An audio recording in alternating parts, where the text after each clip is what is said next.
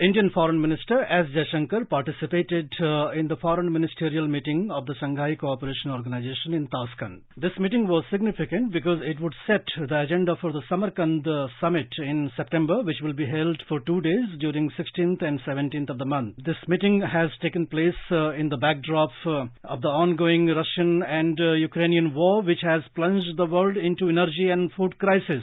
Foreign Minister Jaishankar has very clearly spelled out that the world needs to come out with solutions. Ongoing energy and food crisis.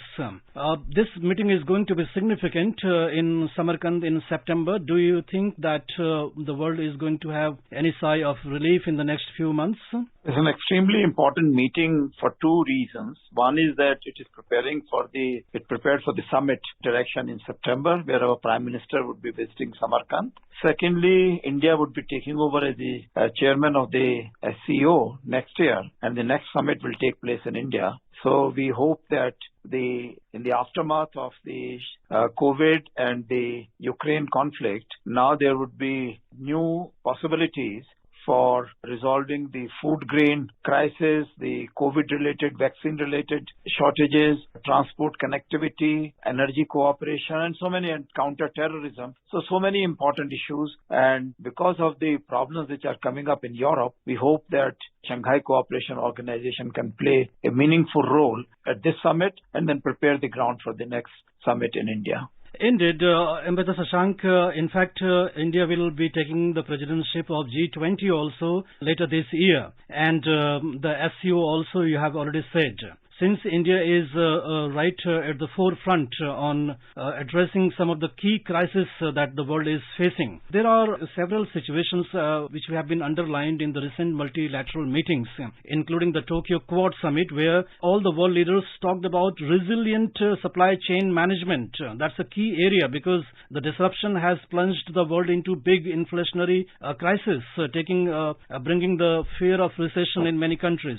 So how the Central Asian countries, particularly the SCO, can play a key role in addressing the issues of supply chain management? Well, you have rightly said that supply chain management is extremely important because China has been following for the last several months a zero COVID policy and has blocked several of its important and mid-level cities, which has affected the shipment of goods, production of goods, and China was an important center for supply chains. So therefore now there are two aspects. One is that many countries are trying to give facilities for onshoring the production mechanism. So Japan, Taiwan, many other countries, they are giving extra privileges, extra concessions to their own companies to come back to their own countries. Secondly, they are trying to find alternative supply chain partnerships in which India can also be an important partner. And for that, I think the SCO relationship, and if we can build up this Chabahar port connectivity to the SCO countries and to the other countries further onwards, will be extremely important because the supply chains will then become more effective, will get away from the difficulties that countries are facing due to COVID crisis. And secondly, because tensions which are arising both on the European side and now between China and Taiwan also on the Asian side. So I think SCO can play an important role, and India has been therefore talking to the Central Asian leaders very closely to see that they can take advantage of the production and skill development, technology development in India, and India would be happy to cooperate with them. And therefore this SCO will become an important partnership for this purpose. Indeed, for the benefit of the listeners, we may inform that this region had been historically very significant for the trade routes.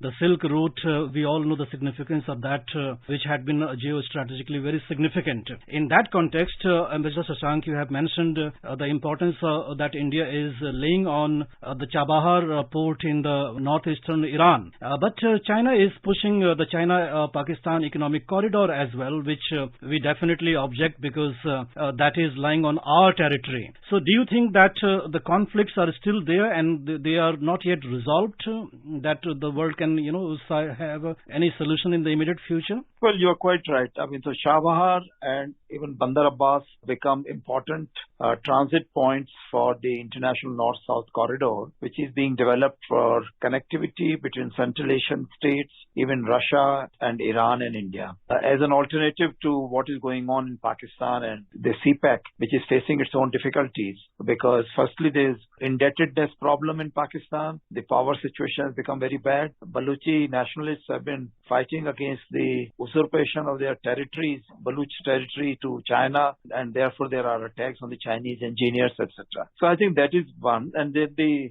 CPEC passes through Indian territory, which is occupied by Pakistan at present. So India cannot accept this situation, and there are bound to be difficulties with regard to this kind of transit through Pakistan and through CPEC. But what we can expect is that Central Asian states like Uzbekistan and others who want to cooperate with India, they might tell Pakistan and Afghanistan, etc., that they may like to have connectivity through Karachi to India. I think that India should not mind, because that is a kind of a thing which will is a traditional route through Afghanistan and Pakistan and doesn't affect the CPEC connectivity, which passes through the Indian territory. And it also then India has then two alternatives. One is the international north-south corridor, which we should try to build up for strong connectivity to Central Asia and to Russia. And on the other hand, that in case Central Asian states can persuade Pakistan and Afghanistan to take their trade through Kabul and Karachi, then of course that also we can take advantage of that, and we could use Bombay port for this purpose. Jaishankar has also briefed the SCO members about the humanitarian aids that India has provided to Afghanistan. We have very recently initiated our contacts in Kabul as well. JP Singh, the Joint Secretary in the MEA, had gone there and met the Taliban leadership. We have provided vaccine, wheat and clothes and other benefits to the Afghanistan people, a war-raged country, but still that country is not yet peaceful, and there are conflicts happening between tribals there. Do you think that the Pakistani involvement in Afghanistan is anywhere getting addressed? It is for Afghan government to decide how much involvement they want of Pakistan in their internal affairs. If they feel that Indian assistance in these various fields of medicines, social security, COVID-related area, if that is useful for them, then India should definitely help them. Wheat assistance also. And we have set up a technical team. So therefore, I think this is a possibility that India and Afghanistan can cooperate in specific areas pending re-evaluation of Afghanistan about its own international policies and its Pakistani involvement in Afghanistan affairs. Mr. Shashank, I would like to draw your attention to some suggestion in foreign journals where it has been stated that China is trying to build SCO by bringing in new members as an alternative to G20 in the backdrop of the Russian invasion of Ukraine and the Cold War sort of scenario reviving again. Does that take the mandate of SCO away from its focus areas of development in the region? Yeah, I think some of these countries are interested in joining SCO, and China, of course, it will have to be a decision taken by consensus, and we have no doubt at all that we will take into account the benefit which will accrue to all these countries members of SCO and which abide by the objectives laid down by the SCO. And Mr. Shashank, now that India will be taking the presidency of two key blocs, the G20 and the SCO, in the next few months, India has stated its position on key issues in several fora in the recent months. What are the challenges for the Indian foreign affairs management in the next 1 year? I think above all, everything will depend on India trying to keep its economy in good shape. We have seen recently the reports prepared by Bloomberg that among the countries which are likely to be affected by the Ukraine crisis, India would be perhaps affected the least. Many Asian countries will get affected, China, Pakistan up to 20%, many of the European countries from 20 to 40%. But as far as India is concerned, that is still being considered by these international agencies that it will be only very marginally affected. But that is for next 1 year. There could be stronger challenges for India in the foreign policy field after that. And in any case, what is most important is that we have to take care of the interests of our own people regarding food grains, regarding energy, and therefore we have to work out all kinds of possible initiatives that are required to set up new connectivity issues, new availability of the energy and food grain resources. I think and the government is trying to do its very best. I think we see that there is already use of greater amount of ethanol mix in our petrol. There is also new hydrogen energy resources which we are going to use.